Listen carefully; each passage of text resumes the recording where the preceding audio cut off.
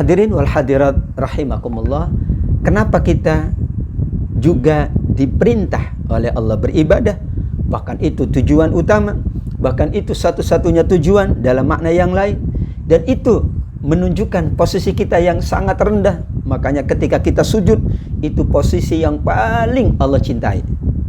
Sehingga Rasul SAW mengingatkan, fa'akthiru fihi du'a. Kalau Anda sujud, perbanyak doa. Itu posisi yang paling disukai.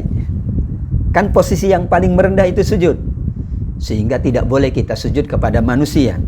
Kita boleh menghormat, menghargai, tapi kalau sujud hanya untuk Allah Subhanahu wa taala. Seandainya kata Rasul, manusia boleh sujud, aku perintahkan pertama kali yang sujud istri kepada suaminya, tapi tidak boleh. Cukuplah menghormat, menghargai, menunaikan hak dan kewajiban. Beda dengan Allah Subhanahu wa taala yang maha, kita adalah abid, hamba Allah, dan Allah ma'bud. Yang ketiga alasannya kenapa? Ibadah itu mukaffirat adz-dzunub. Ibadah itu penggugur dosa kita. Ini hadis Bukhari dan Muslim. Tapi hadis ini dikaitkan dengan kisah sahabat yang kemudian Rasul menukil ayat 114 surat Hud. Mohon maaf, kisahnya begini, ya sesuai dengan yang ada. Ini salah satu kisah yang luar biasa, bagaimana seorang sahabat ingin kesalahannya itu diampuni oleh Allah. Ini seseorang, maaf, sengaja mencium seorang wanita yang bukan mahram, tentu tidak halal. Lantas ia menyesal, ia ingin bertobat, maka ia datang kepada Rasul menceritakan, ya Rasul, aku telah begini. Masya Allah, Allah turunkan ayat yang mengingatkan tentang betapa ampunan Allah amat sangat luas. Tapi Allah persyaratkan solat. Dirikanlah solat pada kedua tepi siang, yaitu pagi dan petang, ya, dan pada bagian permulaan dari malam, yaitu solat isya, kan. Sungguh kebaikan-kebaikan itu akan menghapus keburukan. Innal hasanat yudhibnas sayyi'at. Sungguh kebaikan. Kebaikannya itu apa? Munasabah ayat, kalimat sebelumnya adalah dirikan sholat, tegakkan sholat. Jadi orang kalau enggak sholat, bagaimana mungkin dosanya diampuni Allah? Kalau tidak ada amal solehnya, tidak ada infak, tidak ada sodako, bagaimana mungkin? Padahal Bapak Ibu, kalau bicara dosa, banyak atau dikit? Banyak. Dosa kita bukan setiap tahun sekali, tapi setiap hari, bahkan mungkin setiap waktu.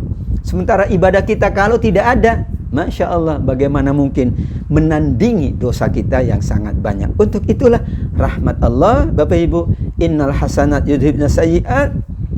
Rasulullah menyampaikan ayat itu, maka sahabat itu berbahagia. Kemudian dia katakan, wahai Rasul, apakah ampunan ini hanya untuk khusus untukku? Karena ayat ini seolah-olah ditujukan untukku. Oh tidak, untuk seluruh umat Rasul Sallallahu Alaihi Wasallam. Kenapa kita sholat? Sholat 5 waktu penggugur.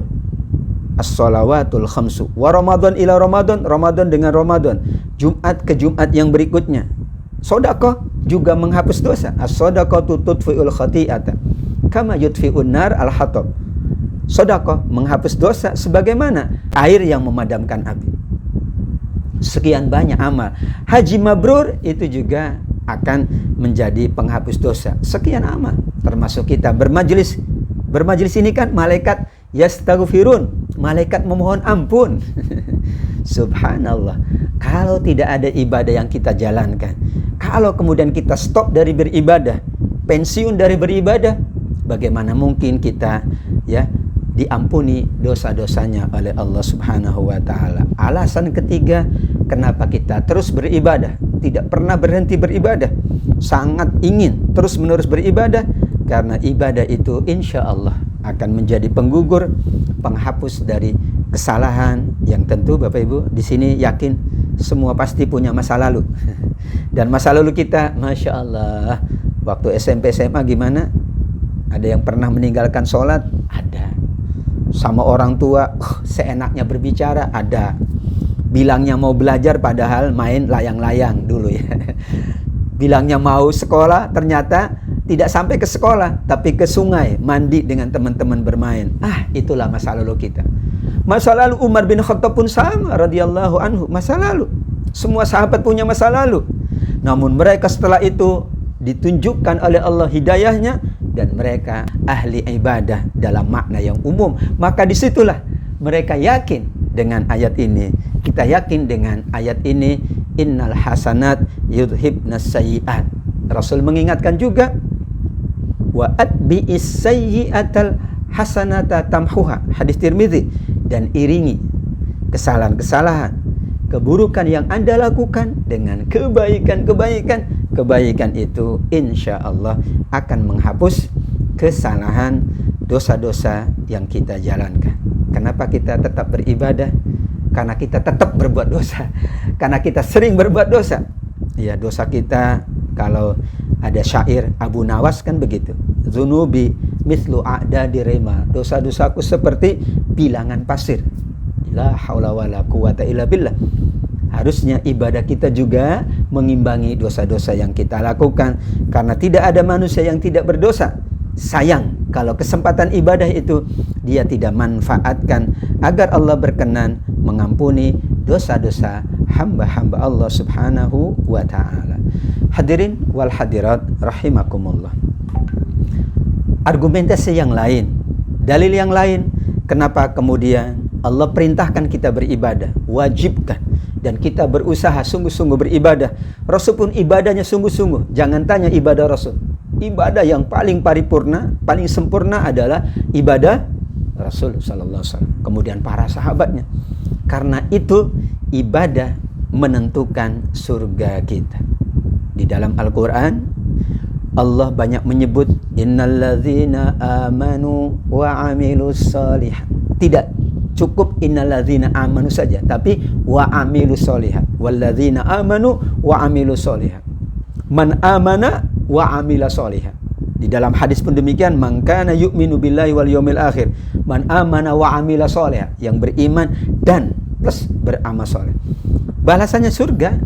Al-Baqarah 82. Walladzina amanu wa amilus shalihat ulaika ashabul jannah. Orang yang beriman dan beramal soleh, mereka itu penghuni surga Allah subhanahu wa ta'ala. Jadi kalau orang beriman tidak beribadah, bagaimana memenuhi syarat di ayat ini? Ya, ada ya orang tapi tidak sholat, padahal dia mengaku muslim. Bagaimana dengan ayat ini? Padahal wa dalam bahasa Arab artinya plus dan, bukan pilihan, bukan opsi, tapi betul-betul kewajiban. Beriman dan beramal soleh. Ibadah itu adalah kelengkapan dari amal soleh. Atau kata para ulama, jenis dari amal soleh itu akan menguatkan ibadah kita. Allah tidak menggunakan ibadah di sini, tapi difahami oleh para ulama wa amilus sholihat, yang terutama adalah beribadah. Tentu tidak mungkin seseorang itu beramal soleh namun ia mengabaikan ibadah. Atau amal soleh itu adalah bagian dari ibadah. Ibadah itu luas. Salah satu dari bentuk kita beribadah kepada Allah adalah beramal soleh.